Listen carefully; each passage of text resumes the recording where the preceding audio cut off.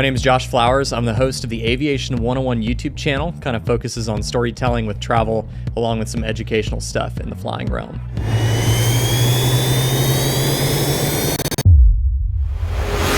Josh, what's going on, man? Welcome to the Pilot to Pilot podcast. It's good to finally be on it. I know we've been planning to do this for quite a while, and for one reason or another, haven't made it happen. Happy to be here. Yeah. I mean, we don't have to get into that right now, right? No, not yet. You blocked my number. You blocked my Instagram. It's all good. Yeah, things have changed. But we got Garmin to get us together. We've been here for a couple of days. It's been a lot of fun. The flight was very eventful up here. For what most people don't know yet, but you'll see a video on his channel, is the fact that we flew his 172 up from Dallas Love, and we made it up here to Olathe.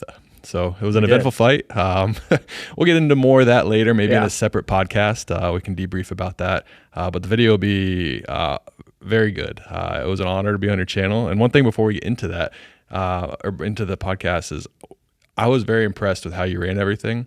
I thought it was going to be more like a production. It was literally just like a flight. Like I didn't feel like the cameras were there at all. Like there was, I just felt like I was flying for fun. Like That's good to hear. That's how I try to conduct it. Cameras are very much set it and forget it. And once they're recording, we're just pilots at that point. I thought it was going to be like production, like you're going to be like, you have to say this, you have to do that, and I didn't know what to expect, so I went in there and I was very, very just impressed in how like the camera, if it picks up something, it does. There's obviously a story we can tell with a 4-hour flight, whatever it was, and the 172 with our tight fit that we had in there. Yep. Tight fit, some pretty insane turbulence for the first 20 minutes of the flight. But we'll get into that. So we're here. We made it nonetheless. But yesterday was great. Yesterday we went up in the Barren. We got to see the weather radar, use the auto mode. Was that the first time you ever used the weather radar? Yeah, it was actually. I've flown a couple planes that were equipped with it, but never turned it on because they have like the cathode ray tube screen in the middle, so super old school stuff. This was the first time ever using a digital radar, seeing what the colors look like, what the symbology looks like. It was pretty awesome. And then we played with smart rudder bias, failing an engine. That blew your mind? That blew my mind quite a bit. I knew that it was going to kind of help the pilot keep control, losing an engine, especially in something as high horsepower as a Barren. And then when Jessica gave me the controls, I kind of like felt it. I couldn't really tell how much pressure I needed to give it, so I sort of backed my feet away from the pedals slowly, and I was like, holy crap, this thing is keeping us coordinated and just flying, and we have one engine failed. I was sitting in the back, I was asleep, all of a sudden they simulate an engine. I wasn't really sleeping. They simulate an engine, and I was like, what is going on? And then you can feel the servo kick in, and it was pretty cool. We had a rudder bias on the Latitude that I flew. It was hydraulically run. It was amazing, great. It helped out with V1 cuts. A lot of times you'd find yourself overcompensating because in your brain you're just like, all right, I got to stomp on that. I got to stomp on that rudder. And you would put yourself in the opposite rudder deflection. And you're like, whoa, what am I doing? Why does this feel weird? So it is so cool. And just having that, if I had a multi-engine plane, it's something that you'd almost feel like you would like be required to have on there just for safety. Oh, yeah. Yeah, and especially losing an engine, like on the channel, I talk about engine failures all the time because that's one of the single most deadly things that happens, and not necessarily the engine failure. That doesn't cause you to fall out of the sky. It's the loss of control that usually comes after that when the pilot panics or stalls it or anything like that. In a twin, you cannot get away with being rusty and handling an engine failure. So that the smart rudder bias and all the technology that comes with that gives you so much buffer and just lets you kind of relax and focus on the flight, focus on the weather as a pilot. And I was impressed. It was awesome. I was impressed with when you start banking the plane. So say if you have your heads down, IFR, lose an engine, you're not paying attention, you're kind of pulling on the yoke a little bit, and then the plane will kind of nudge you back in where you want to go. I thought that was pretty impressive. And I was when she was demonstrating that, I was being real gentle on it. You could see the 2 lines where the envelope protection was. She was like, no, keep banking. You feel the servo fighting you? You're like, I don't want to bank anymore. I'm good. I was like, I feel it trying to tell me to level out. And she was like, just hold it there. Keep going a little bit more. You're fighting it a little bit, and that's okay. Keep going. And I held it. And I think it was like 15 degrees of bank. And then it said autopilot engaged. And it just took over. It was like, nope, you're getting heads down, or you're turning into the dead engine too far, is what it was saying. And rolled it level and everything. It was pretty epic. Yeah. That's some awesome technology. No, it really is. And then today we're here, this amazing Garmin studio. I was joking with them. It looks exactly like the studio I have at home. I usually have a Garmin set up like this as well, with fancy lights. And people have watched my YouTube videos that I do. It's the quality is the exact same. But we're here today. We're here to talk about you. We're here to talk about your story, and we're just kind of get into it. So Sweet. The first question I usually ask everyone: why aviation? What was it about aviation that made you want to jump in? So my dad's a private pilot, and he started flying. I think he got his license in 1979, and then in 1983, he found a 172. So he and my mother bought this 172, and he flew his father around the state of Texas for a long time. He was like a judicial official with the state of Texas, and needed to go all over the place. So my dad volunteered to fly him around all over the place. So they exercised that 172 like crazy. In 1999, the old Austin airport, Austin, Texas, Robert Mueller was closing down. His father was retiring and they were building a new house. So it was just kind of a bunch of things came together that he decided it was time to sell the plane. So that was in 1999. I was 3 years old at that point. So I barely remember that airplane. Very, very vague memories of flying with him a couple times in that airplane. And that was enough to sort of pique my interest. And as I got older, I started to express a lot of interest in flying, had like a million questions a day for my dad, as I was growing up. And then when I got old enough, I'm very grateful that my parents were super supportive with that. Yeah. And my dad was like, heck yeah, if you want to learn how to fly, we'll help you get your private. So that was a really cool journey to go through with my dad at my side. He was... going through lessons initially, I wasn't even old enough to drive. So my dad was driving me to my lessons and, debriefing them with me. And he's a pilot, he knows how all this goes. And it was really cool. So I soloed at 16, got my certificate at 17. And right after that, he went up with my instructor and got current after 14 years of not touching an airplane. So then we were two pilots without an airplane. And we found this 172 that we have now is for sale in Brenham, Texas, just sitting on the ramp. Don't tell me the price again. Every time you tell me the price, it makes me so sad. I know. Airplanes have gotten so expensive, especially 172s, but it needed paint, windows, interior, needed a panel. The engine was high time, but it had a for sale sign on the windshield, and it was corrosion free. So it's important. Yeah, we got it with a fresh annual, and we just started flying it. Ever since then, we've gotten a paint job. We put new windows in it. Slowly upgraded the avionics, of course, to where it is now with all the Garmin stuff, all the Garmin goodies in there. And it's just a totally new airplane. And you flew it now. It's a 1976 model, but it is not equipped as such. It's sick. So kind of full circle, I became a CFI, CFII, got my II in that airplane as well as my instrument rating, and turned around and trained my dad for his instrument rating. And then we finished that up back in 2021. Oh, cool. Signed him off for the check ride. So he's instrument rated now, and we both fly the crap out of that airplane. Do you think your dad would have ever gotten back into flying if it wasn't for you? I don't know. Yeah, it's actually something I've never asked him. Yeah. I've never thought to ask him that. Call him right now. I'm not sure. I could call him right now. He'd probably answer. I don't know. I think that he had kind of put that to the side for now. I don't know how to answer that. Yeah. He very well might have. I could see him absolutely getting back into it. But you definitely helped kind of spark the interest again and be like, all right, if he's doing it, I'm doing it. I think him having the exposure of like being at the airport, he saw my first solo. He was, we had an awesome moment when I passed my check ride. It was like a father-son, like, holy crap, I just accomplished this. Dad. Yeah, we did it. So that was, I think that was enough experiences for him to be like, I miss this. Yeah. And that's why he ended up getting back into it. And now, I mean, no regrets. Like, we fly to Oshkosh together. Yeah. I introduced him to Oshkosh. He had never been. Really? His first time was in 2016. Wow. The 172 was actually down for maintenance that year, and we ended up taking a Mooney up there. So his first Oshkosh experience was not in our 172. A little faster. But we got up there a little faster. Yeah. But yeah, it's been a blast. So that's kind of my story of how I got into aviation. Yeah. If you didn't have aviation at a young age, what else did Josh want to do? Josh was in technical theater in high school. Okay. Yeah, I was very much into lighting and sound design, all the technical stuff behind the scenes. I was very involved with it in high school. That is what every last minute of my time outside of school was. Like, all my extracurricular time was devoted to technical theater. And I almost went to college for it. Yeah. for lighting design specifically. But at that time, I was starting to get pretty serious about the flying thing, and I had already been putting out videos just very casually about my flying experiences for the last couple of years. And I was really motivated to take that filmmaking thing sort of to the next level, because I'm just as passionate about filmmaking as I am flying. That's always been the case, and that came from my parents too. Okay. They've owned and ran a video business for quite a while. They don't really do it too much anymore, just because filming weddings is pretty tiring. Yeah. You know, that's what they mainly did, and they had their fun with it. I helped out with that a lot growing up, so that's kind of how I ended up combining them. But technical theater was like, that was my thing in high school. So we got technical theater, we got pilot, obviously. Yeah. So high school, 16, you got your private, or you soloed. 17, you got your private, and then you're doing technical theater. When did like YouTube pilot Josh come about? I know we talked before, and you said it was kind of, you did it with your training, right? Like you filmed your solo, you did everything like that. So why did you even want to do YouTube? I just loved cameras. I don't remember a time in my childhood that I wasn't like in some way messing with a camera or lighting.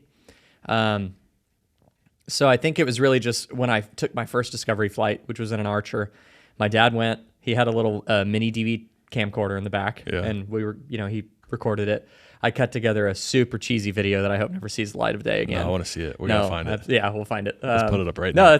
I love that stuff though, and there's more that I want to do with the channel in regard to the past videos too. But filmed that first discovery flight, and then that flight school ended up closing down a few months later. Found a different flight school that had Cessnas, and of course my dad was like, Skyhawk. That's you need to train in one of those.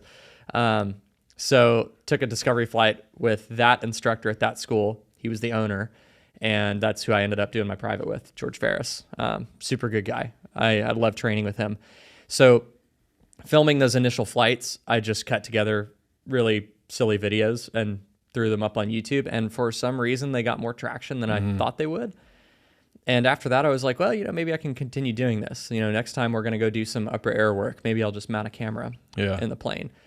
So I bought a suction cup mount, like old school, like one of the first types that I could find.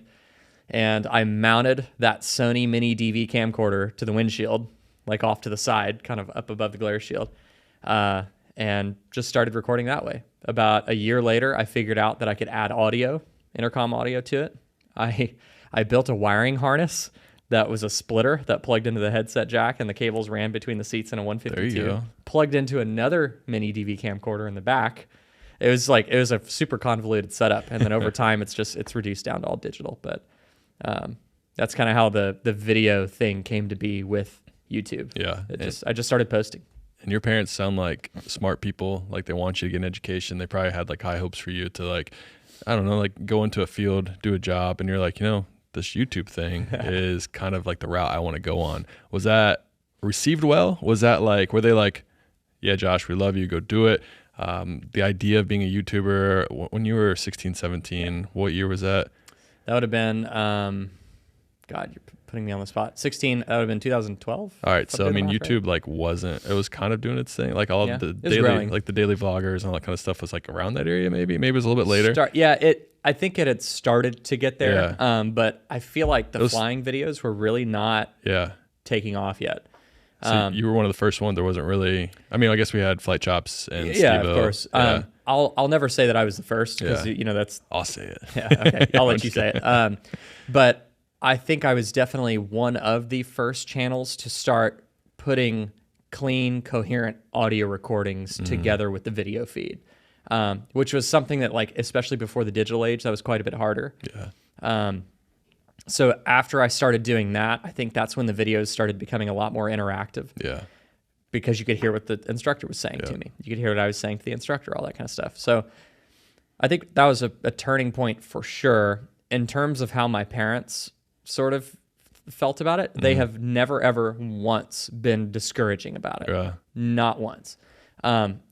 Maybe concerned is kind of a strong word for what I'm trying to convey, but maybe concerned. Yeah. Like, I mean, like in their mind, how do you make a life out of this and make money and support yourself? Well, YouTube is also, it's a very new way to make money. Yeah.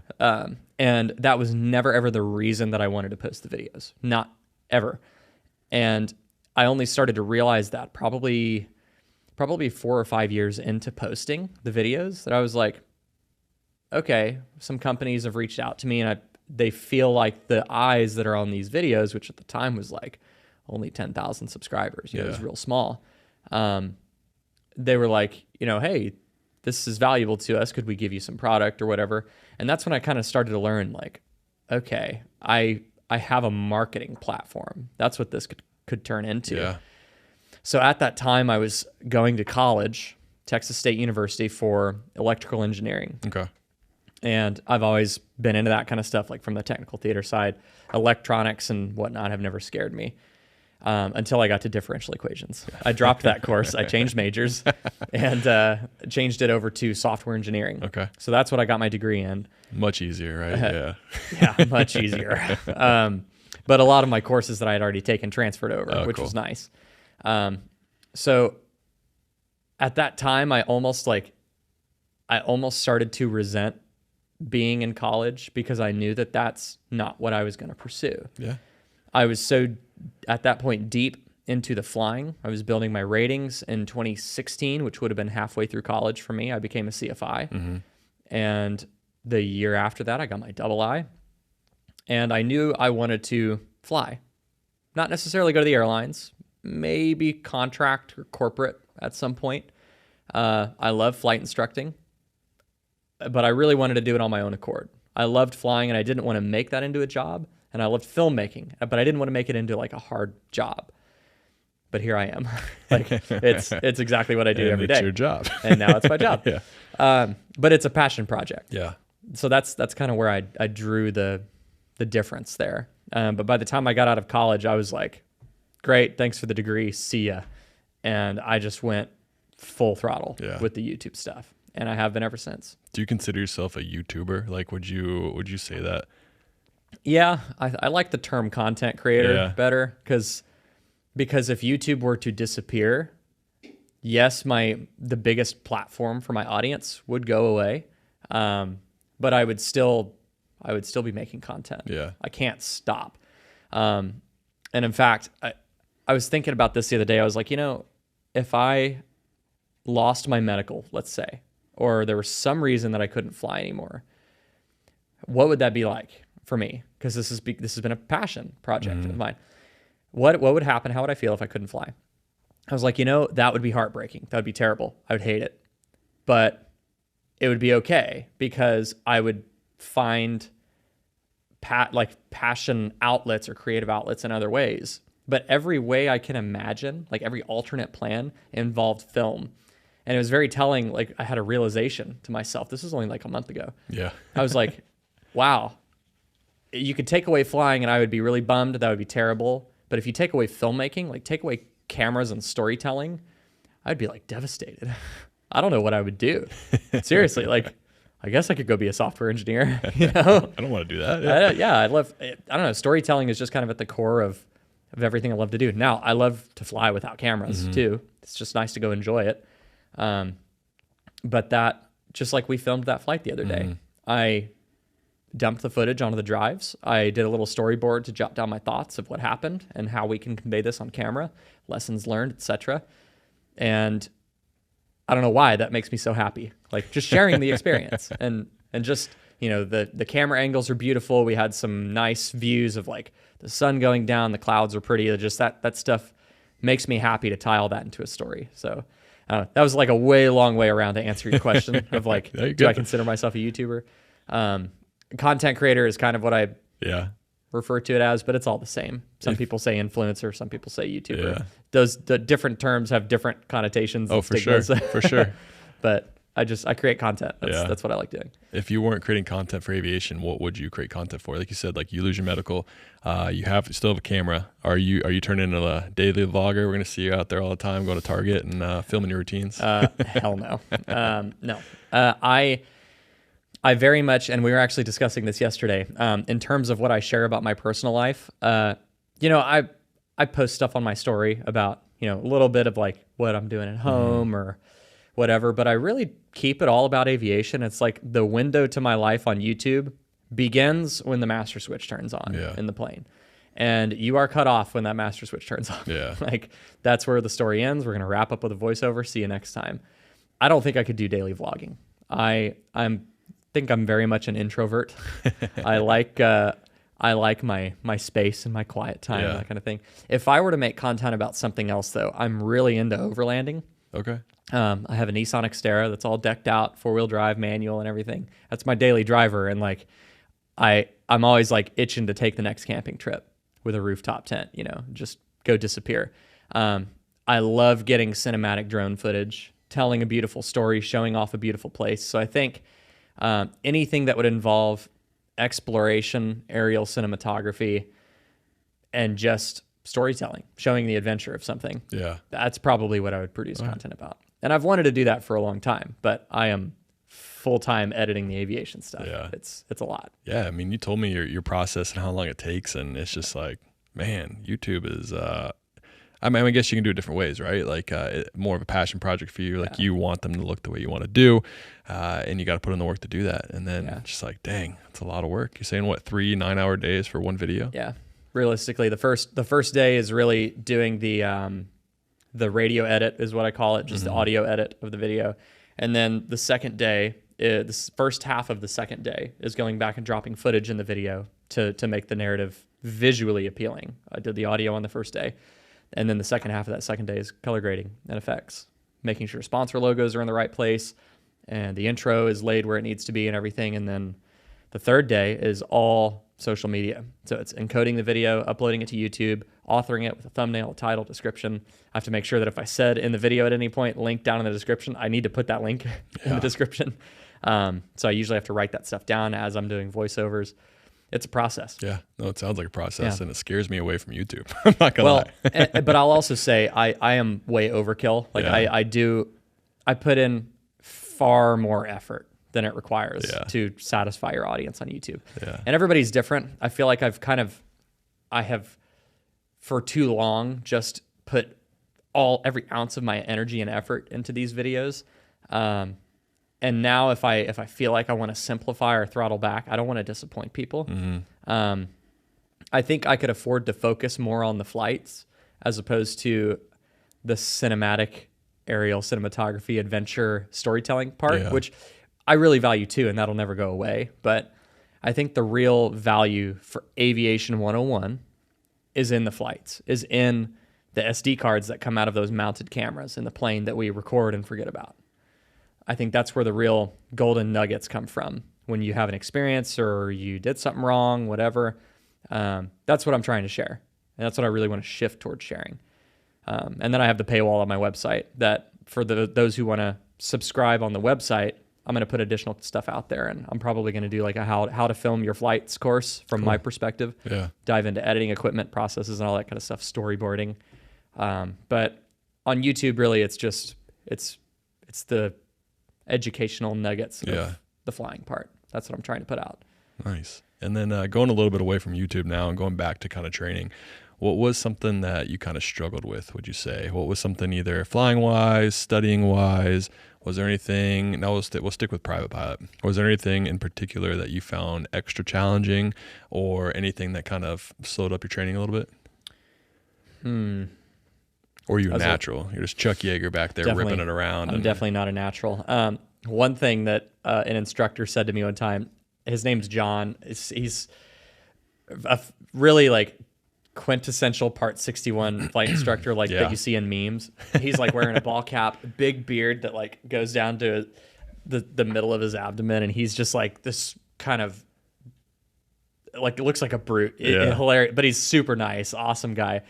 And we were flying a 152 one time, and he was like, "Don't you dare ever let this go to your head. But you've got like this Zen thing going on with this airplane." I was like, "What? I'm like a pre-solo student. I don't think so." But that was like, he had to have known what he was doing, because that did give me a confidence boost out of what I later found out was a learning plateau. It's super discouraging. And I found out about what that is when I trained for my CFI. Yeah. And the fundamentals of instructing, it describes a learning plateau as like kind of an inexplicable, doesn't really have a rhyme or reason. It just happens to everybody. A point where you just level off in your training, and it takes more time, energy, and effort to get past that. And I was really at that. That was at the point where I was learning, I think it was cross-country stuff. And we were starting to dive into like on-the-fly diversions. Like something happens, you need to go to a different airport. And we were using sectional and plotter. I never touched a tablet until I got my instrument rating. Yeah. So that was all on paper. We were doing all that kind of stuff. And I was just, I don't know, struggling with it a lot. My crosswind landings really sucked. And I felt like I couldn't get the hang of it. And I was getting really discouraged. My dad kind of slapped some sense into me at one point after one of my lessons. I was like, man, I suck. I'm all over the place. And he was like, oh, well, okay. Yes, you do suck. I suck. We all suck sometimes, but you'll get over that and you'll get past that. You just have to keep working at it. Yep. And eventually, keep chipping away at it. You'll get through the wall. So I think that instructor, John, who was actually filling in for my normal instructor for like a month when he was out on some medical stuff, but he gave me that good confidence boost that it was like, it almost marked the ending to my learning plateau. Because I was like, maybe I am overthinking this. And I was. And it really got me through that. Beyond that, I'd have to go flip through my logbook. That was 11 years ago. Of like, what were some of the more challenging flights? There was one, it was my long solo cross country. I, for the life of me, could not find the airport. I was flying into San Antonio Stinson, which is it's a class Delta on the south side of the San Antonio Charlie. And coming into that airport, I for some reason couldn't find it. I could see a runway complex way up ahead of me. I was looking and I'm like, that is a big runway. I don't think that's Stinson. And at that point I had already been handed off to Tower. And I just very humbly said to Stinson Tower, I said, what was I in? 4951 Alpha, Cessna 170 or 152. I said 495 on Alpha. I'm approaching the airport from the northeast, but I cannot see the airport. I'm looking. I can't find it. He was like, don't worry. I was watching you. Look at your 9 o'clock, about 3 miles. The airport's right there. He's probably watching you because there's 2 Air Force bases. Yeah, that are very close. I was looking at Kelly. Yeah, I figured. Yeah, it's like it's not a place you want to get lost because there's a lot of trouble you can find yourself in. I wasn't getting close to it, but like that was what I was heading toward. Yeah. And turned out there was like this little Delta field right here. So that was like a really great lesson for me of like, hey, if you're ever in a pinch, just ask. Yeah. If you're ever like unsure about your location, just ask. You say it so nonchalantly, but that's very like difficult in the moment to like accept that and like be like, hey, like I kind of need some help. Yeah. And it's very important. You have to ask those questions because you don't want to just blindly fly somewhere you shouldn't be, especially in that situation. You keep going a little bit west, you're going to find yourself in a situation that's not great. Now, granted, is it Kelly anyone can go into, right? It's just a normal Delta, I believe, right? Or am I thinking of the other one? I think I'd have to look on the chart. One of them you can go into because I've been in there before GA. I know there's Randolph too. Yeah, I don't think it was Randolph. Yeah, Kelly would be the one I went to. Yeah. But still, it's like, you don't want to go in there without meaning to. Yeah, no, I mean, obviously not. Yeah, I meant when you can, like GA can land there, there's a signature there, all that kind of stuff. Yeah. So that was a good lesson there, So I don't know. I think there definitely were points where I hit that plateau and just kind of like, I don't know how to go about this, need more extra help from an instructor or something like that. But those are really the main instances that I remember hitting a plateau and feeling really challenged. Yeah, for me, it was just taking time off and getting back in like a week or 2 weeks later. It's like being consistent in your flight training. It sounds counterintuitive, but the more flights you can do in a week. So if you could fly every day, it'll be way beneficial, and you actually will save money when you take time off. You do a flight once a week, you do a flight once every other day. The more you can fly, the better. Now, it's easier said than done because it's a ton of money. Not everyone can shell out 7 days of flying, and you probably get burnt out, so it's not ideal anyways. But the more you can fly, the better, because you're going to be finding yourself going back up, like trying to figure out how to land again, and you're going to be like, I suck. Like, what the heck? I could do this before. Well, that was something that I sort of ran into a little bit too, because especially before solo, I was flying every 2 weeks, once every 2 weeks, because I was young. Like I can't solo for a while, so why hit this super hard? So did that for about a year, and then once I soloed, I started flying solo a little bit more often, and then came time to like check ride prep. It was a couple times a week. But yeah, if you don't fly very often, you are going to be paying a lot more just to knock the rust off. You're going to spend every other flight knocking the rust off. Yeah, I recommend people when they're learning how to fly 2, if you can, 3 times a week. Give yourself a day break in between them and hit the books a little bit, study up. Hopefully your instructor has at least a little bit of a syllabus, and they're going to give you some homework. If the instructor's like, cool, see you next time, and you don't hear from them and you have no homework, hopefully that instructor will step up their game a little bit on the ground side. But yeah, you got to fly often. Yeah. For sure. The good news now is there's so many other kind of platforms that you can go to, like YouTube, watch your videos. Yep. You can go to Jason Miller, see his ground school app, like all that kind of stuff. So there's other resources that you can do if your instructor kind of lacks in a certain area, where I think it's important, if you don't vibe with your instructor, you need to go find another one. Don't waste your money. Don't waste your time. That's a difficult conversation to have, and one that you actually have to have, especially if you want to do this for a career, or especially early on in your training, because your private pilot instructor, your initial private pilot instructor, is one of the most important instructors you'll ever have in your career, because you're going to take those techniques, you're going to take everything he says, and that's going to form the pilot that you're going to be. And when you're flying a 737, 757, you're still going to have those instructorisms that you got from that first instructor in your brain. Law of primacy. Yeah. It is so powerful. And I learned about that in the fundamentals of instructing too. And that's kind of like how I live my life. I live my life by the law of primacy now. If you're going to do it right the first time.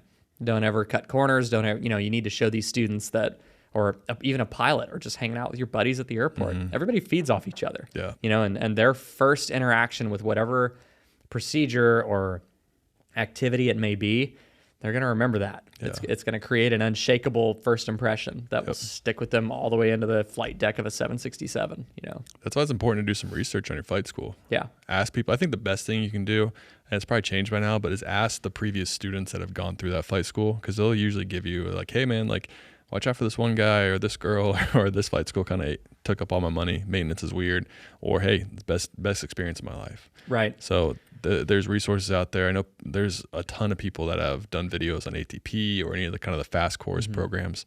So watch those, consume everything, and figure out what's best for you.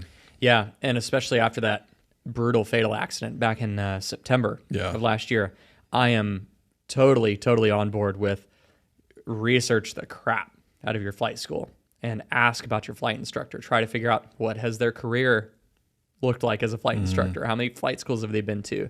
How many hours they have. Like, hey, are you at 1450? Are you 950? Are you about to go to an airline? And what are your goals? What are your long-term goals? I encourage flight instructing as a time building technique, but you better take it seriously.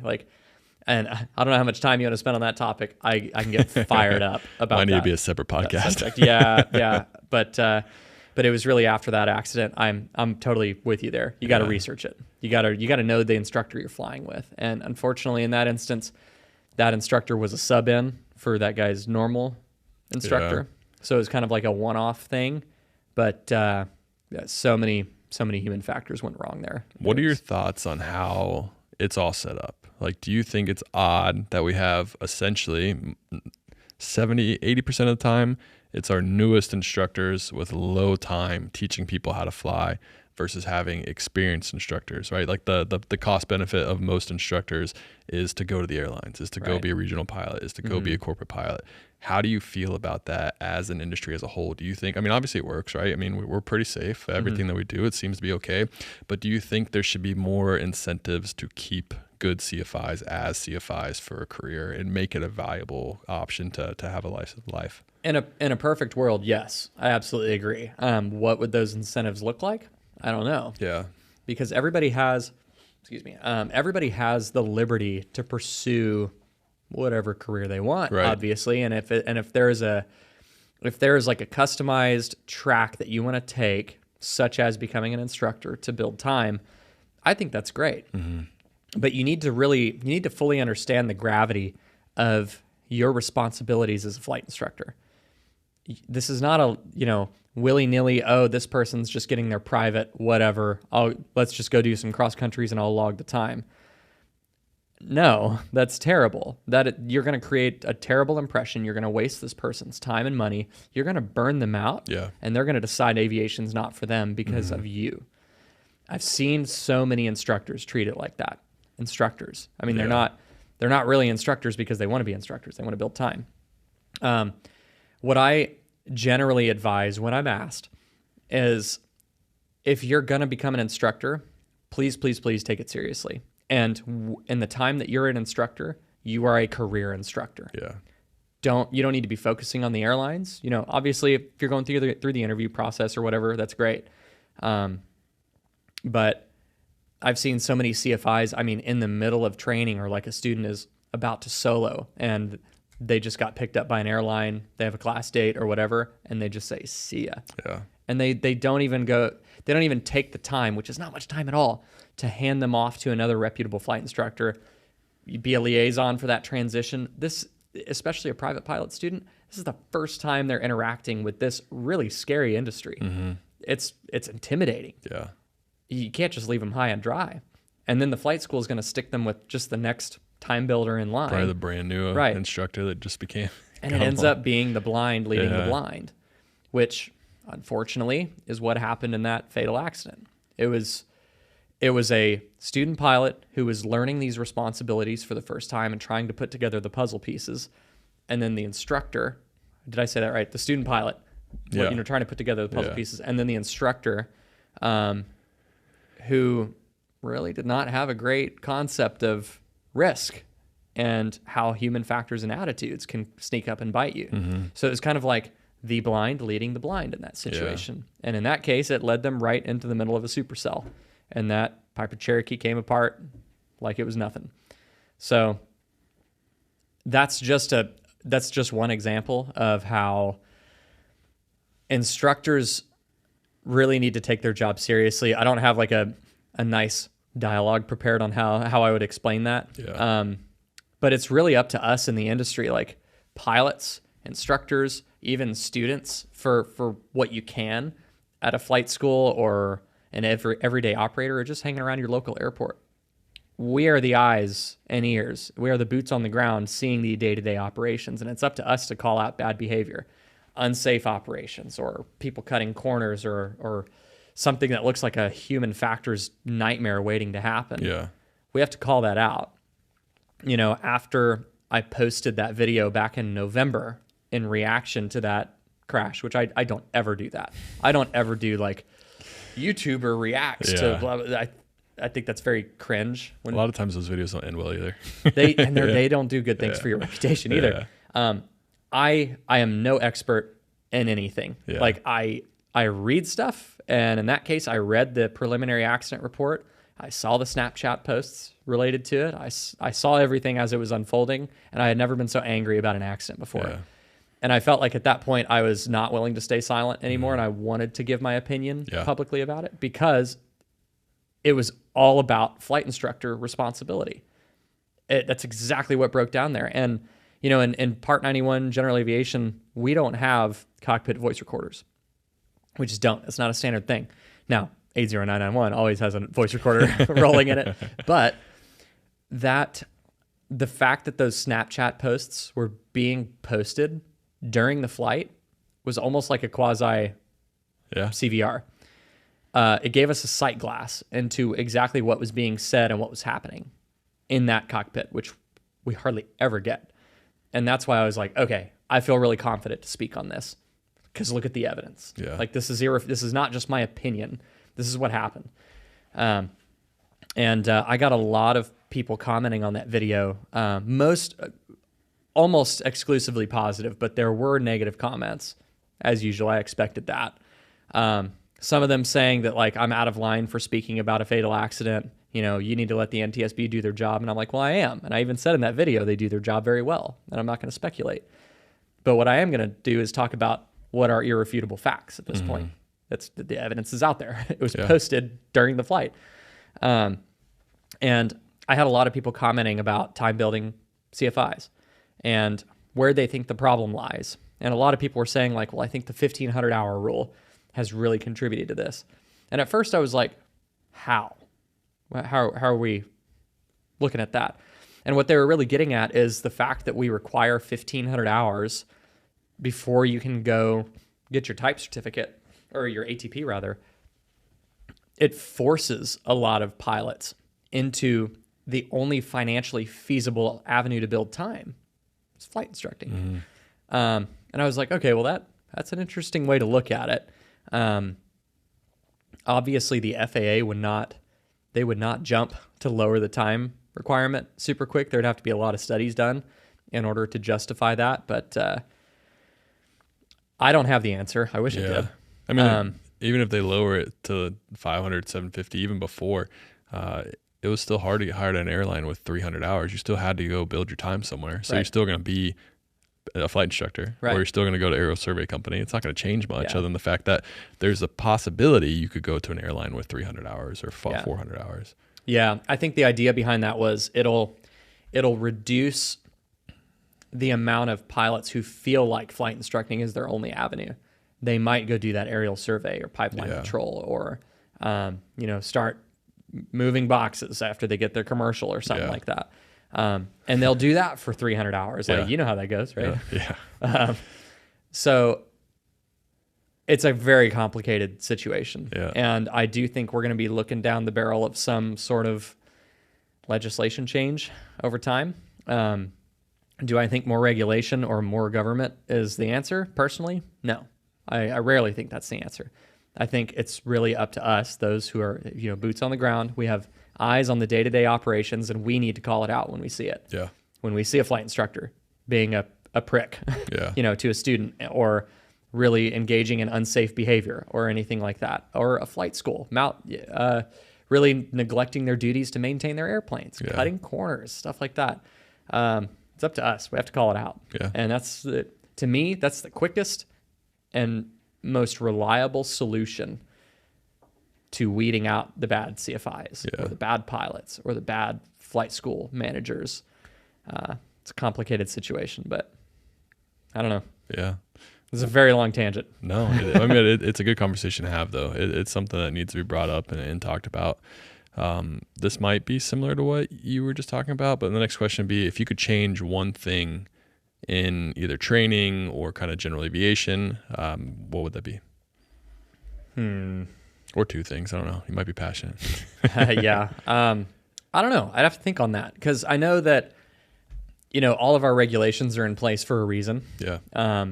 They are there because something happened at some point that caused loss of life. That is what it boils down to. Mm-hmm. So I guess if there were one thing that I would change, I love the FAA. I think they're great.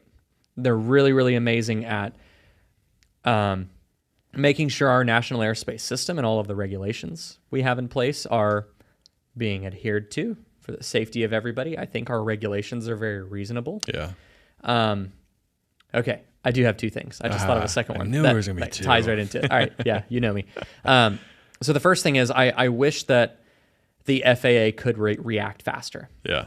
to innovations, mainly technology innovations, and really updating our regulations to reflect new safety innovations, and especially around the, certification of new equipment and bringing new technologies into our aging fleet of airplanes. These airplanes are very safe. Take a Skyhawk, for example. 80991 is a 1976 model. It's been around for a long time, but it has very modern technology. It has modern seatbelts and shoulder harnesses in it. It has all new modern avionics and so much automation. Technology is going to continue accelerating at an exponential rate. That's just a fact of humanity. Yeah. And as that continues accelerating, I personally don't see the FAA matching that acceleration in terms of dealing with it. So I would like to see more of that happening. Now, I think that what they're doing, I know there's mixed feelings on like the Mosaic thing coming out.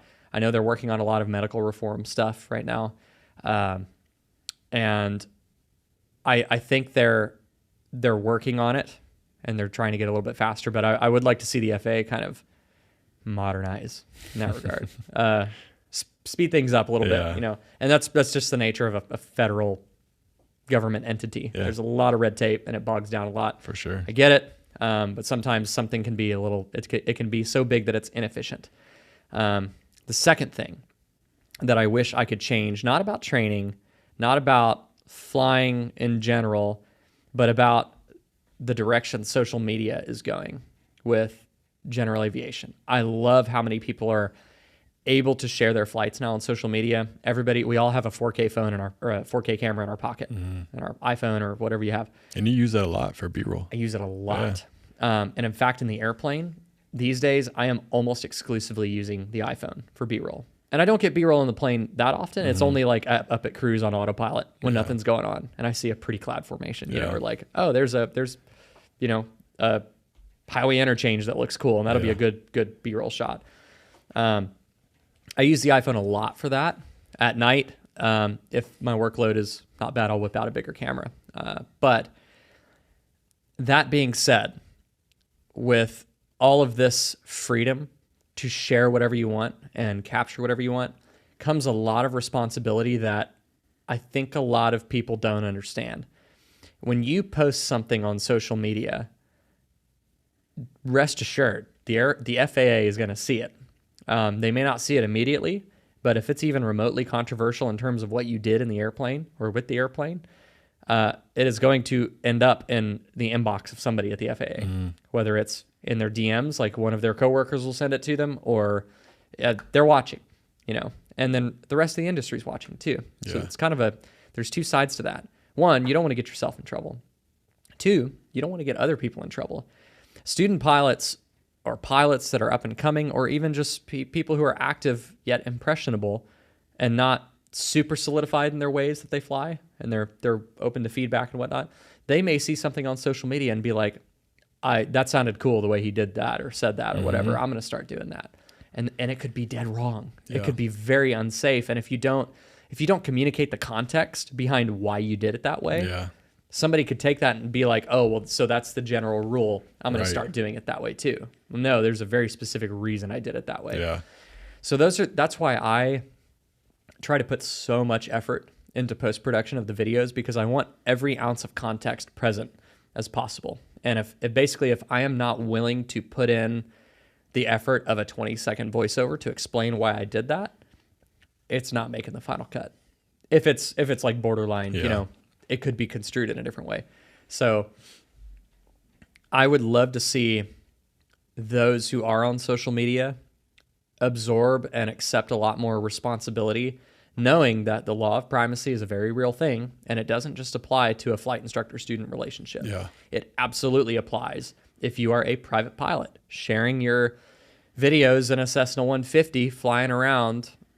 If you show off some bad habits, people are going to see that, and people are going to pick that up and possibly start mimicking it, or they're going to report you to the FAA. Yeah. Ask me how I know. Well, and how fast everything travels too. There was I don't know this person, but I saw the video at Ohio State. There was a guy that they went up before a football game, and it was, I think a CFI, or maybe there's two buddies. I don't really know the whole story, but like I said, I saw the video, so I know what happened.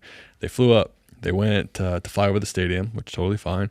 One guy decided to shotgun a beer up at like 3,000 feet.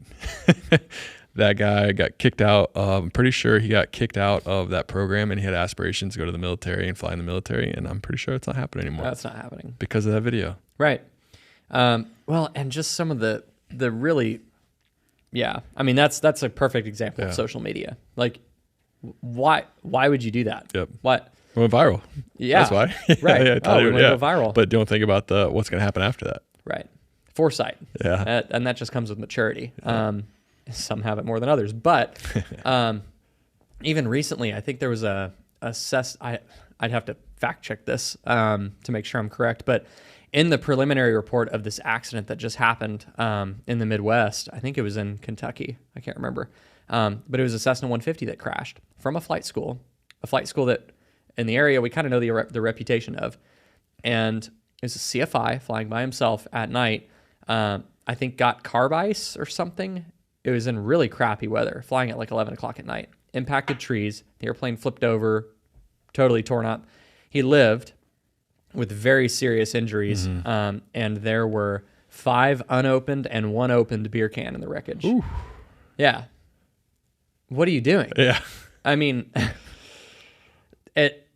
all of it comes with a lot of responsibility, and you just, it's instances like those that are going to freaking ruin it for the rest of us. And then going back to the kind of coming full circle, what I was talking about social media is basically what you just mentioned, what I just mentioned. Yeah. It's going to ruin it for us. At some point, I am probably, and I don't plan on stopping making these videos anytime soon, ever. Yeah. It's my full-time job right now. But at some point in my lifetime, I might have to have a waiver to put cameras in the plane. And rest assured, I'll do whatever I have to do with the FSDO to get the waiver. If it really comes down to that. But they're only going to take so much of the shenanigans and people almost getting hurt or doing really dumb stuff with planes, clearly breaking regs in the name of social media to get the views, do it for the gram, Do it for the gram. Do it for the gram until you lose your certificate and then until all of us lose our privileges to record in the plane. So, you can use it for good or evil. Yeah. Just be responsible with it. Yeah. Don't be dumb. When I interviewed Flight Chops last year at Oshkosh and I asked them this question, because you guys are kind of, you started off earlier, like we mentioned before, like the first couple people to start posting on YouTube, aviation content. Do you think now your content, if you started today, would get you in the position you're now? Like obviously, but just how attention spans have changed, how aviation YouTube has changed, how videos have changed. Do you think if you were to get in today, it would be what it is? That's a really good question. I don't know. Attention spans are definitely reduced, especially with the advent of Reels and TikTok and what was it before, like Vine? Yeah, Vine started those like really short videos. Yeah. And all of that's contributed to like, no, we want shorter content. You got to get to the point. And Chelsea and I think I told you this yesterday, but we auditioned for a TV show last summer, and we ended up not getting it. The person they chose for the role was really, really awesome. It was like a travel TV show in Texas. The hosts were retiring, and we were called for an audition, and we did it. And we had to do a bunch of voiceovers and on-camera dialogue and stuff like that. And one bit of feedback they gave me is, dude, you're talking way too fast for our show's pace. And I kind of internalized that. I was like, why am I doing that? And I started to really think about it. I was like, I have to get the point across on YouTube quickly. Because audience retention analytics they're right there on Google. It'll tell you when people click off. And if you don't get the freaking point across in the next 20 seconds, they're gone. So it kind of makes it sort of hell for somebody who wants to tell a cinematic story, because I want to pace it. Right. So I don't know. I think if I were to start now, being 28 years old as opposed to 14 when I posted my first, I've been doing this half my life. I realized that the other day. It was like a whoa moment. I would have I have a very different perspective of the world now. Obviously, that's part of growing up. I also have a very different perspective on flying. And if I had not started the videos when I did, at this point, honestly, I don't know if I would. Just sort of like growing up through it and seeing how the whole social media thing goes, seeing how you can do everything right and then have one little flub or mistake or something that other people would do differently, you will get ripped in the comments. Yeah. And I think that's just the nature of aviation. Like everybody's very type A, like my way is the best kind of thing. So I almost think that would make me shy away from it, just because I feel like it would take the fun out of flying for me. But on the flip side of that, recording my flights and knowing that I am going to have to make a narrative out of this. Let me back up. That's not a good way to word it. I don't have to make a narrative out of it. There are plenty of videos that I shoot that the footage never sees the light of day.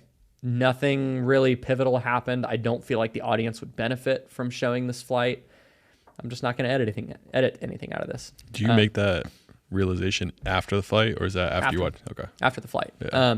Sometimes it'll be like during editing, but if I have begun the editing process, I'm probably going to go ahead and follow through. Yeah, it's a lot of time. It's a lot, I've already invested time, so I'm like, I might as well get something out of this. Yeah. So, but usually it's like after I film the flight, I'll make that determination. Like maybe the main camera failed at some point in the flight and I didn't realize it. So like the pivotal shot that I would have needed is gone. And I'll just be like, whatever. I could go fly that flight again if I really want to. No big deal. But I never plan out what I'm going to shoot ahead of time, ever. I want the flight to organically just come together. Let's film it. Let's shoot it. We'll roll cameras and then just put on our pilot hats. We're good. And you saw that the other day. Like that's just hit record and let's go. That's not, I don't want it to be a production because then it gets in the way. and it's not genuine in my opinion. So I think the big benefit of recording my flights is it holds me accountable. It has taught me to always do the right thing even when nobody's looking. And especially early on, you know, put yourself in your shoes as a teenager. Like, did you have that mentality of like, always got to do the right thing when nobody's looking? Some of us did. Some of us did not, right? So I think the fact that I had those videos or I at least have this footage that I get to, one, review on my own, and two, I'm going to make something out of this and put it on YouTube for the world to critique. So it really forces me to be as by the book as I'm able to be. And I really like that about my flying. Like, it makes me feel good about my flying. I feel like, especially if you just kind of get used to flying at your little county airport and you don't really do much more than cross country every couple of weekends or whatever, and you're not going into Bravos, IFR, whatever, depending on what you do all the time, you kind of get molded into this, like, these habits, and complacency is what it becomes. And that is what I feel like the videos really help prevent in me. Don't get me wrong, I'm so complacent. One of my recent videos, I highlighted an instance where I got complacent and it almost bit me. I almost went through airspace that I wasn't supposed to go through. That was like 2 videos ago. So it just holds me accountable. I don't know how else to explain it other than that. So if I started recording videos now, I think it would have been a shorter path to get to the format that I'm at now. That's how I would say it. Do you ever feel pressure to change, to kind of keep up with, like, you know how a lot of times it's just like thumbnails and clickbait? Do you ever feel I don't feel like, I don't get that vibe from when I have watched your videos. Have you ever felt the pressure to conform to that, to bring more eyes to it, even though that might not help you with the organic growth, per se? It's a fine line, really fine line. And I feel like I walk that line most of the time. I try to. Some of my videos and thumbnails, like, obviously my goal is to get you to click on it. YouTube is very, very competitive. It's all algorithm based. The algorithm is like, it's like hunting a wild animal with earmuffs and a blindfold on. You know, like, you can't catch it. Don't even try to chase it, because it's not, if you try to adjust your content for the algorithm, you absolutely will sacrifice the integrity of what you want to produce. And I do feel pressured sometimes to produce or at least put out videos that, like, I'm pushing the thumbnail a little far or the title a little far, but nothing is more important than your reputation, and you will kill your reputation if you start engaging in dumb clickbait. And I'm talking about, like, I have seen some dumb clickbait where it's like one little moment at the end of a 30-minute video that was so monotonous, you know, like put Mayday all over your thumbnail or something, and you like picked up a little bit of ice on the temp probe up there, you know, whatever. So I don't feel like I'm that bad. Maybe some other people would chime in and be like, you know, say the opposite. I don't know. But everybody's different. I try to not play the clickbait game. If people want to click on the video, great. I appreciate it. Most of my views, or probably about half my views, which I think on YouTube is a good number, come from returning subscribers. And then the other half is from people just seeing the video in the feed. And they may or may not subscribe after that, but that's what it records per video. So sometimes I do feel pressured to make something very clickbaity, but I throttle back and I'm like, you know what? I'm not going to do that because it would be obvious. And I don't want to make the audience or my subscribers that I really value their support. I don't want to make them feel like I am taking advantage of their attention or their time. Now, YouTube or Google has all these analytics about impressions and click-through rate and all this kind of stuff. An impression is, if your video, I'm sure you know all this, but I get for the audience here, an impression counts as when your video pops up in somebody's feed or they scroll past it. That's an impression. They saw it, you know, or they had the opportunity to see it. That's an impression. The click-through rate is, of all of those impressions, you know, maybe a video had 1 million impressions. The click-through rate is what percentage of those 1 million people that had the opportunity to see it actually clicked on it. So your click-through rate is very telling of how well your thumbnail and title, combined with your time code, how long the video is a big deciding factor of whether somebody clicks on it or not. How well all that stuff performs is reflected in the click-through rate. So if it's like a shorter video with a really compelling title and thumbnail, you might have a great click-through rate. If it's a long video with a super boring title and thumbnail, it's probably going to be pretty low. But I don't pay attention to that very often. Yeah. I know what I want to produce. I know that I want the video to be 20 minutes or less. Sometimes I go way more than that because I can't help it. Just is who you are. It's just, it is what it is. If you like it, click on it. If you didn't like it, cool. Leave a comment. Engagement is good. Yeah. And unsubscribe. It's not an airspace. You don't need to announce your departure. So there you go. I'm going to produce what I want to produce. Yeah. What would you say was the toughest rating for you to get? CFI initial. Yeah. The CFI certificate. That check ride was with the FSDO, and that was right before 2 rules changed. One of them, maybe it was not necessarily a rule, but it was kind of like a standard. When I did my CFI initial in 2016, you could take your check ride with a pilot examiner, but the FSDO had to choose that examiner. Or if you're going to take your check ride during working hours during the business week, the FSDO is very likely to ask you to come to them and you will take it with a safety inspector. So I ended up doing it. It was like a Wednesday or something. And the CFI that signed me off for it told me that it's a rite of passage to do it with the FSDO. I have since found out that a lot of other things he told me and taught me were absolutely fouled. Yeah, that doesn't sound like a good idea. Yeah, but I'm grateful that I did it with the FSDO. Yeah. I would also be grateful if I did it with an examiner. It doesn't matter. It doesn't matter. You're going to get a good check ride either way. And the most important part is that it's going to challenge you and make sure that you're a good CFI.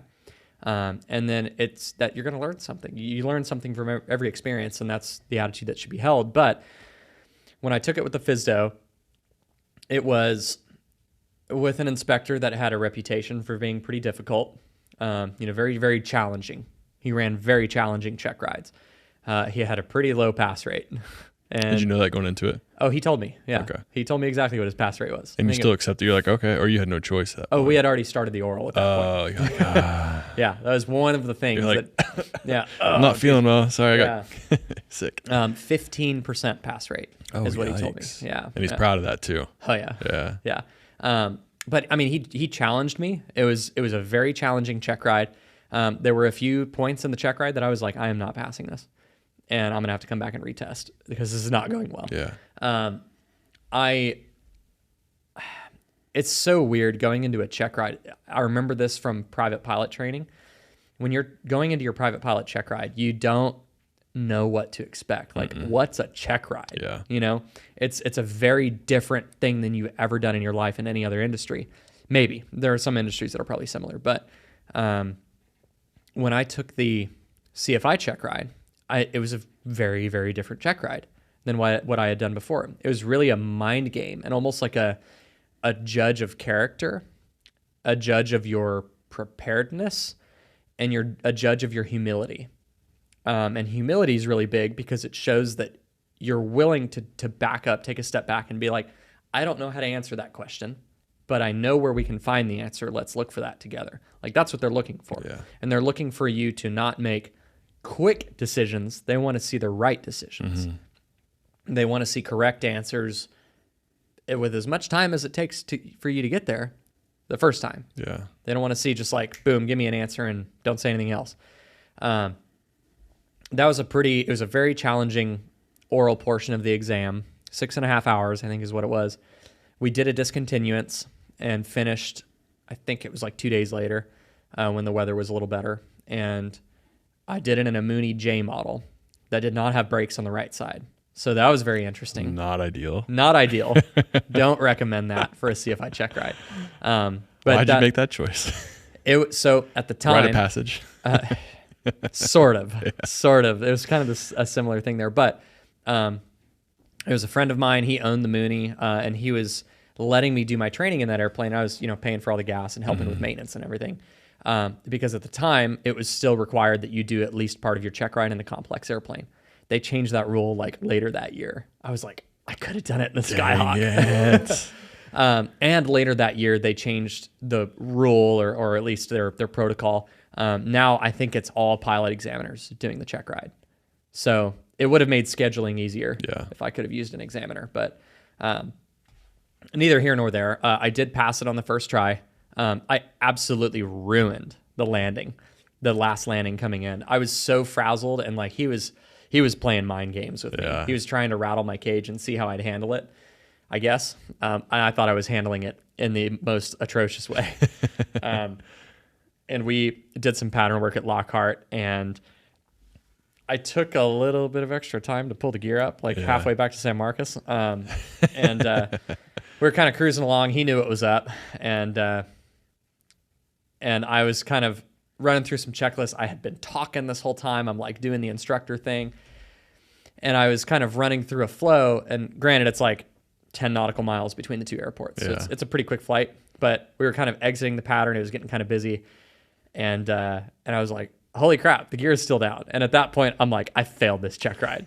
I absolutely failed this check ride. And he was like, that would probably explain our speed, right? I was like, yes, it would. I pulled the gear up, and then we continued to San Marcos. We entered the pattern. I don't remember exactly what we did on that last pattern, but basically I think we might have been doing a power off 180, or it was a short field landing. It was a spot landing nonetheless. So I'm putting it on the 1,000-foot markers. And I was going to overshoot just slightly. And I did what like is the bane of my existence now, because I learned a hard lesson here, but I relaxed just the tiniest bit of back pressure in the flare to try and get it to set down just a few feet earlier, and whacked it down hard on all three landing gear, bounced real hard, pulling the yoke back and kind of stalled, put it down on the mains. Totally missed the mark on the landing. But I had done a couple of other acceptable ones, and he knew what had happened there. And he was like, all right, that was terrible. And I was like, in my head, I'm like, I failed this check ride. I failed this check ride. How many times you say it in your head when you're on that check ride? I failed this check ride. 16 or 17 times, yeah.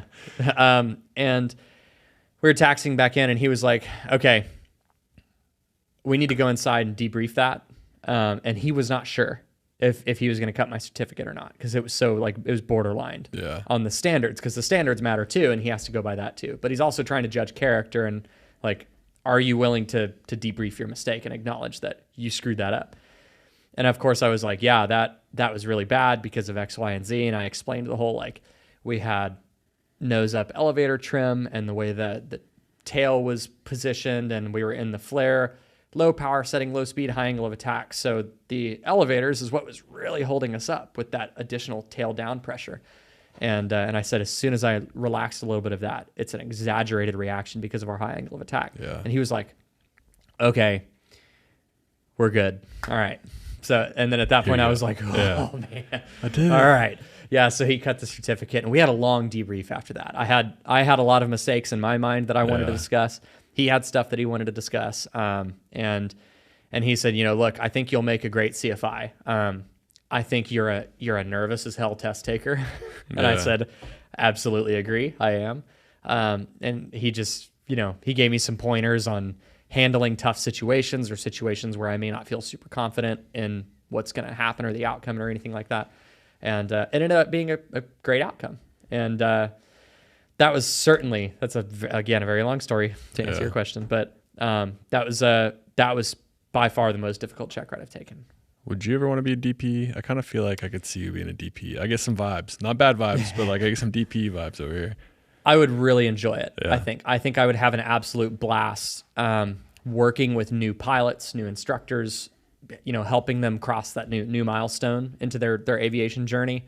It would break my heart to give unsats, and have to fail somebody. But I think I would really enjoy it. I would have a blast. I don't know how that would mix with content creation.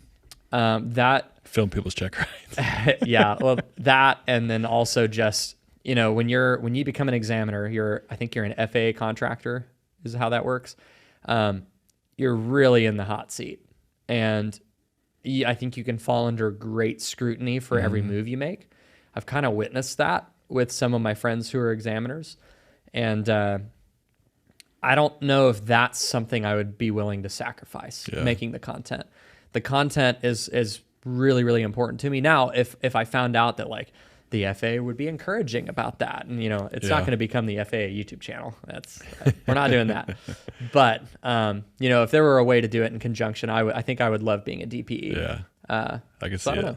I've definitely thought about it. Yeah, but there's a huge shortage of DPEs, man. I'm sure they wouldn't mind an application. Granted, I'm sure they're backed up with that too, trying to get that. They're probably backed up, and I don't think I have anywhere close to the qualifications. Like I would need to get a lot more instruction given, dual given, do a lot more check ride sign offs and stuff like that just to catch up.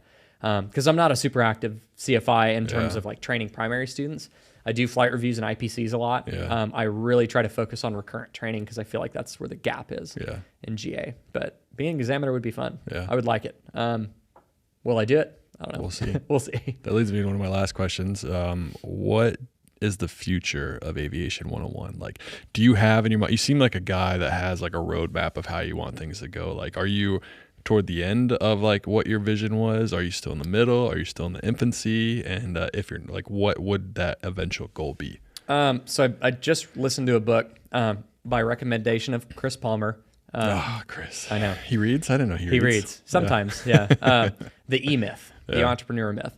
So I listened to that book, and it described business ownership in its different phases, and like how you lead by abdication, and how it can fall onto that when you get buried in tasks and you hire somebody, but then they're not doing it exactly the way you would want to, but it's hard to let go of the control.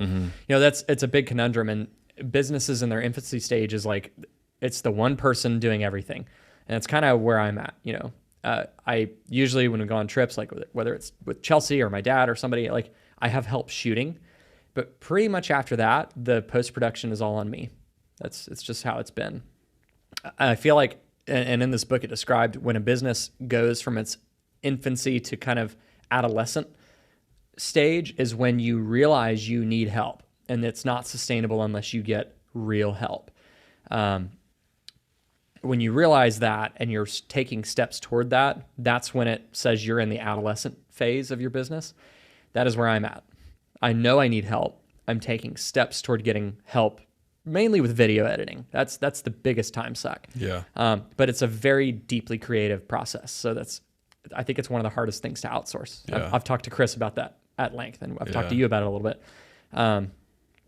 It's very difficult to find that help that you need that can kind of read your mind, and you have to be consistent with it, and you have to pay somebody well to get good help.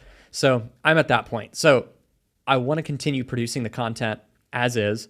Right now I'm posting like twice a week ish, but up to Oshkosh coming up, I'm going to have to post a lot more often because I have a roster of content that's already filmed that needs to get put out. So as soon as I'm done with this trip, when I go home tomorrow, leaving Garmin HQ, I'm putting my head down and editing. Get to work, man. I'm getting to work because I have so much Quit to catch slacking up on. off. Quit doing podcasts. I know. So ideally, I want to hire somebody to really help me with video editing. Yeah. And it's really hard to keep up with social media stuff. Like not like replying to comments and all that kind of stuff. I like doing that. And I like replying to emails and everything through my website. But just with like scheduling the posts, trying to optimize it on different platforms, like it's so much to keep up with. I know YouTube, and then beyond that, I'm just like barely keeping the other ones running. So I really need help with that. So I'm probably going to hire somebody to help me with that at some point. Ideally, I want to be shooting the content just like we did the other day. Fly, gather content, storyboard, record voiceovers, and then hand that package to an editor. And then they take it to the like 80% mark, and then I'll finish it.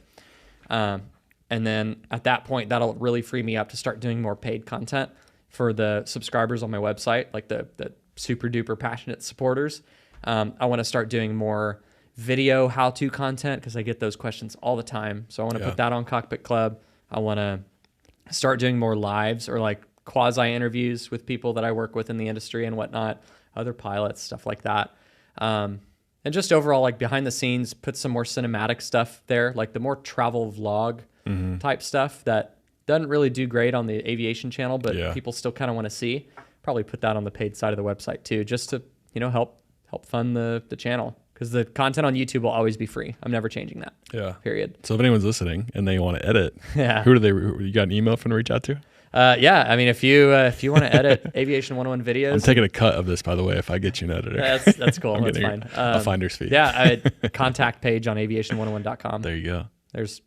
Send an email there. I read all those. All right, man. Well, we got one little rapid fire section, and then we will wrap it up. Cool. But you ready? I'm ready. All right. So don't explain anything. Just say the first thing that comes to your mind, cool. And that's it. All right. All right. Sweet. What's your favorite airplane ever made? Mooney. What about a corporate jet, if you have any? If I had to have one, yeah. I like the Honda Jet. It's a sweet plane. Ooh. Sorry. It's all right. It's fine. That's it. We're done. I'm just kidding. All right. Yeah. What's the ugliest airplane you've ever seen? A GB. A GB. What's that? A GB. It's a little. It's like an old school racer. Is that right? Is that? I don't think anyone knows what a GB is. Yeah. It's like it has more engine than fuselage. Oh wow. I think it's pretty ugly. What's something you wish you knew before you became a pilot? Humility going forward will be everything. Ooh, I like that. Who in the industry would you like to meet most? Bob Hoover. Okay. Yeah. Favorite thing about aviation? The community. Hardest flight you've ever flown? Not yesterday. Hardest flight I've ever flown. Oh gosh, I'd have to think about that. The Fisk arrival into Oshkosh can be pretty difficult. Yeah. Mainly because of other planes. I want to be 100% honest. I never want to fly that. I have no want in my I feel like that's an accident, a death waiting to happen. It is. And I would much rather be on the ground and drive in than be on that flight. That might be controversial. I don't know, but I'd never want to be on that airplane doing that. I'm kind of over the Fisk arrival. Yeah. What is your favorite airport to land at? Favorite airport to land at is whatever my home airport is. Yeah, and that's been changing a lot. That's been changing a lot. But what's your least favorite airport? Least favorite airport to go into? I like going into there, but Van Nuys. All right. It's just I feel so out of place in a Skyhawk. I could see that. There's a lot going on over there. Yeah. You got Burbank above you, traffic. You got jets behind you. They got those two runways that are so close to each other. If you're laying on the left one, you're getting really close to jets. It's a lot going on down there. IFR, VFR. IFR. Let's see. Favorite airport food. So let's just say we had to make a stop on our last flight, and we're getting the crew car. We're going to get food. What kind of food are you looking for? Like what genre of food? Yeah. What type of food? I'm a sucker for Panda Express. You and Chris. That's why you guys are such good friends. I know. I don't know why. I love it. Would you rather fly over mountains, beaches, or the city? Ooh, that's a hard one. Just from like an enjoyment perspective? Just something you like maybe what looks best in the videos, or something you just like to look out the window and see. Mountains are definitely the most videogenic scenery, but I really do like flying over cities, especially at night. It's really pretty. Beaches, beautiful. I don't know. Just mountains. I'll say mountains. Mountains. Cut. No. Yeah. What is the biggest regret you have in your career, if you have one? Oh man, biggest regret in my career. If you have one, maybe you're satisfied. No, I'm weeding through all of them right now. The laundry list. Biggest regret in my career probably would be, man, I don't know. Probably not being as active with my CFI certificate as I could have been. What makes you happiest? Just in general. Just in general. Yeah. Feeling productive and being around people who I love. I don't know. What's something that someone like most of your fans or people don't know about you? I'm definitely an introvert. Yeah. Yeah. That's same. Yeah. I'm an introvert. I get drained from conversations, which is very odd when I host a podcast. Yeah. At the end of Oshkosh, I just want to go away for a month. I know the answer to this question, but is it Piper or Cessna? Cessna. 141 training or 61 training?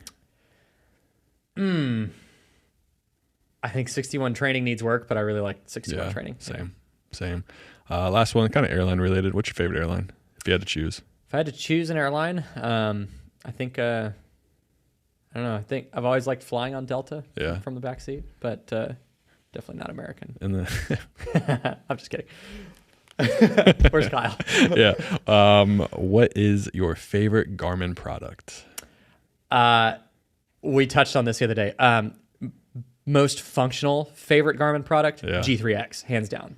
Love the G3X and the Skyhawk. Most useful, GFC 500 Autopilot. Yeah. Can't beat it. Could have used it. Yeah, could have used Should hit it. That's right. Well, cool, man. Well, hey, those are all I got for you.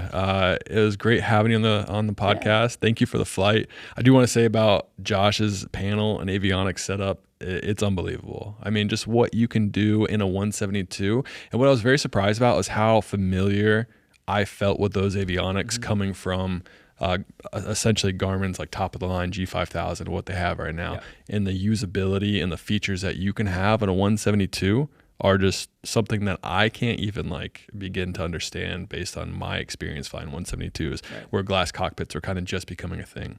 So it's crazy that you can feel comfortable going from a jet into a 172. I mean, I was putting VNAV altitudes in as soon as it came out. Like it was just like, it was just so easy to do and so simple. So it's really cool to have that platform. And then also with the Smart Glide stuff that we had when we were playing with it, I had an engine failure early on in my career. Smart Glide wouldn't necessarily help because there's no airport in the area that we could have landed on, but just knowing that that's an option in the glide ring is so cool. It would have taken the controls and pitched you for best glide, which is great. Try to find it. Yeah. There would have been no airport for it to pitch us to or take us to. It would go straight ahead, and it would tell you no airport within glide. Just having that kind of peace of mind and just having a little bit of help in such a stressful situation, and to help you with the startle effect, because there's definitely a startle effect and you're not pitching the glide speed right away. Right. So having that initially to happen is so cool. And shout out to Garmin for having us here. I won't give shout out to Kyle because he'll go straight to his head. Shout out to everyone else. But this is cool. It's been a lot of fun. Thanks for dodging the podcast for so long so we could have this opportunity. So in a way, I thank you for that. No, thank you, man. It's great. But now we're friends. We're bonded for life. Heck yeah. We had a traumatic flight for the first 20 minutes on the way up here. Well, that'll be in a YouTube video. Yeah, we'll do another podcast on it too. But yeah, man, it's been great. And it was a fun podcast. Sweet, buddy. Yeah, appreciate the opportunity to be on. Anytime. Cool.